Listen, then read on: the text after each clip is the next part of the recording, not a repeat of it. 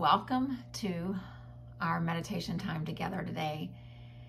Let's all just come to the spot wherever we've arrived physically and just anchor ourselves down.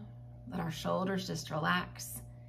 Let our jaw unhinge, and then gently allow our eyes to close. And just let those physical movements from the seated anchored spot to the dropping of the shoulders, to the softening of the jaw, to the closing of the eyes, let all those physical movements signify that I want to come into a space where I am comfortable so that I can become still. It doesn't always mean that the physical body is perfectly still. It just means that the body creates the circumstance in which the spirit and the mind can become still. That really is all that we're trying to do. So as we settle in together, let's just sit really nice and tall, or if you're lying down, just really lengthen through your spine so you can feel that length from the tailbone to the top of your head. And let's take a nice, slow breath in. Let the breath just travel from the base of your spine all the way up, like you could feel it going to the top of your head, and then gently let it go. Inhale again, feel the breath traveling all the way up, making you sit a little taller or lay a little straighter, and then exhale, let it go. One more like that, long, slow, full breath in. Exhale, release it out. Let's just settle in here, using the breath to try to find this energy that's just traveling up and down the midline of our body. And as the breath travels, just imagine that each part that it touches, it gives it a signal that it's time for stillness and rest and peace and ease. And let's let that be what starts our meditation time.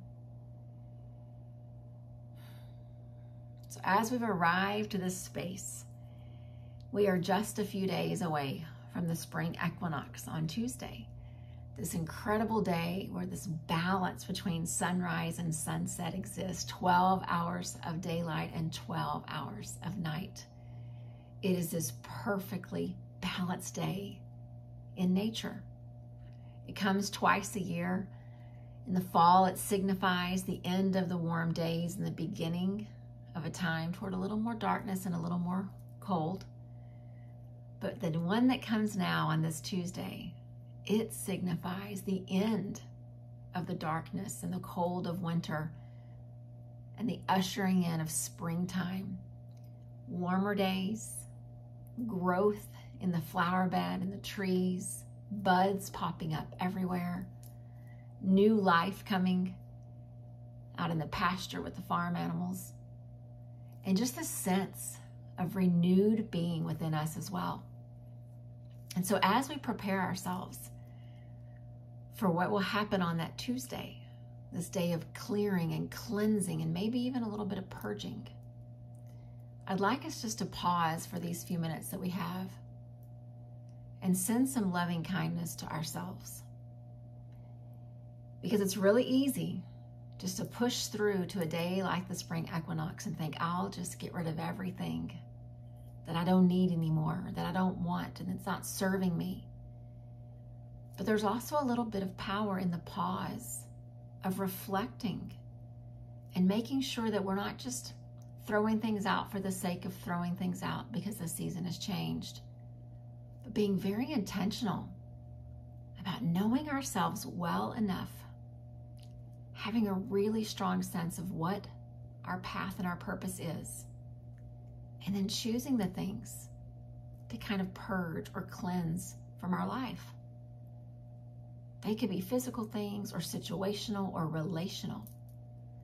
But let's just commit for the minutes we have together today that we want to go mindfully toward the spring equinox. We want to look upon ourselves with eyes of compassion and make decisions that are driven from that compassion. So as you continue just to sit nice and gently where you are, just really anchored down in your spot, continuing to breathe, feeling all those spots that we softened a bit from the shoulders to the jaw, even up into the forehead a bit. Just let everything that might have tension become a little softer. And we're going to use a Metta meditation across these minutes.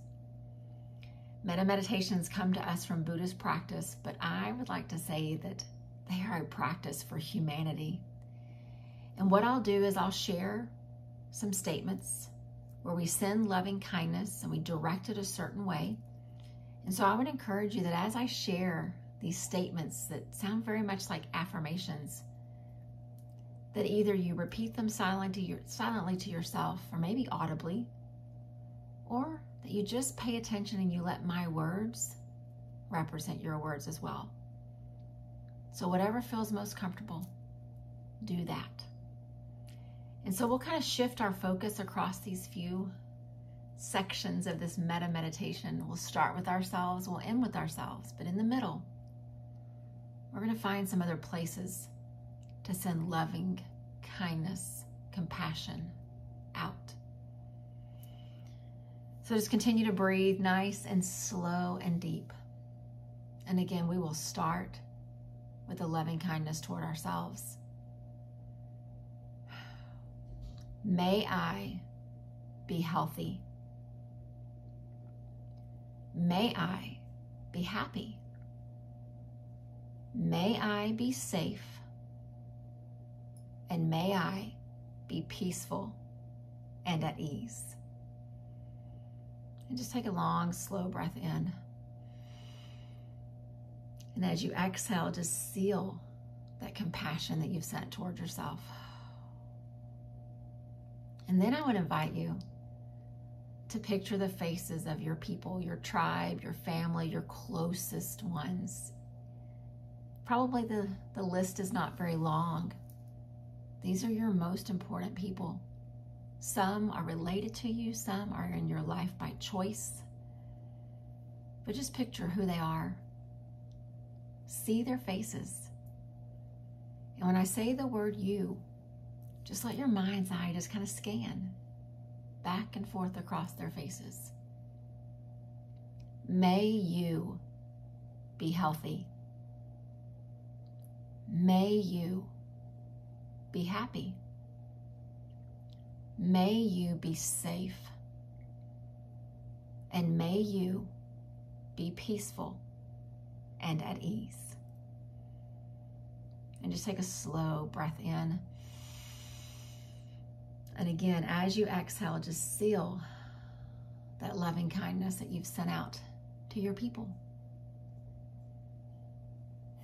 And then I'd like for you to picture people in your life that they're not your tribe, they're not your closest to your heart, but they are people that you interact with on a regular basis. They could be at work, at church, in an organization that you belong to. It could be the girl that you see every morning in the coffee shop if you go there every day as part of your routine. And so that list and those faces across your mind's eye could be many. But as I say you this time, just kind of keep scanning those faces. The faces that you know you'll interact with again. You don't maybe know their story, you don't know what they're going through. But as a part of humanity, they deserve, they need our loving kindness as well. So see their faces. May you be healthy. May you be happy. May you be safe. And may you be peaceful and at ease. And take a slow breath in. And again, let your exhale just seal that loving kindness that you've sent to these acquaintances, people who cross your path on a regular basis. And then I would invite each of us to picture one face that we are struggling with. It could be something from a long time ago. It could be something from an hour ago. But picture a face of a person that you're struggling with, that there's discord or there's contention or conflict. That face may be one you've already seen already. It could be one from your closest tribe. It could be someone from the office that you interact with on a regular basis. But now we're going to see that one face, knowing that there's something between us that's just not right. There's a conflict. There's some discord. There's a difference of opinions. Whatever it is, just picture that one face. And when I say you, let's each just see that person throughout each part of the loving kindness. May you be healthy. May you be happy. May you be safe. And may you be peaceful and at ease. Just take a slow breath in and gently let it go, sealing that loving kindness. And before we turn this back to ourselves, just notice how each one of those makes you feel. We think of the people that we love and we bubble up and we feel so full as we send loving kindness to them. And then we still feel good about ourselves. It's probably not as full when we send it out to those that are just part of our path. But there's something that causes us to pause when we think about sending loving kindness to someone that we're having a struggle with. Because our human nature, our way of being, oftentimes wants to just perpetuate the discord instead of sending the loving kindness to try to stop it. It might cause a catch in your heart. It might cause a sensation right across your chest. It could cause a catch in your throat. But even they are deserving of our loving kindness.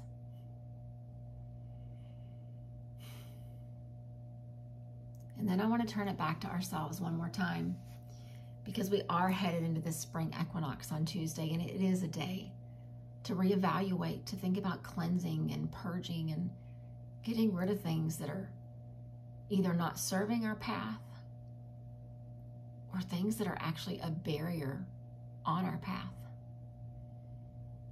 And I want us to go into that spring equinox mindfully, intentionally, thoughtfully. So let's make sure that we feel the loving kindness ourselves. And in the days to come, just continue to give it to yourself, knowing that as you consider the things that you want to purge and you want to clean from your life, you're doing it from a place of love and compassion. And what we'll find is most often decisions that are made from that perspective are decisions that stick. So just continue to see yourself. And I'll see myself. May I be healthy. May I be happy. May I be safe. And may I be peaceful and at ease. Just take a slow breath in and seal the commitment of loving kindness to yourself. And as we prepare to close our time, things will come up in your mind across these coming days as we get closer to the spring equinox. You'll start to notice patterns. You'll start to have reflections on things that maybe you need to think about as the item or the items or the situation that needs to shift from having a spot in your life, from having a focus of your attention. It's going to be different for each of us. But it's the same way when you go out to clear out that garden from all the dead stuff of winter and you start to plant those new seeds and you check on them and you water them and you weed all the things that are growing around them. The same thing happens in our lives. We want to clean out the stuff that could keep the incredible new life from growing. We are constantly transforming, getting better and better and better and closer to this incredible version of ourselves that's been there all along, that maybe has gotten a little lost or a little covered up. But there's no better time than the spring equinox, a day, to find our connection back to that person again.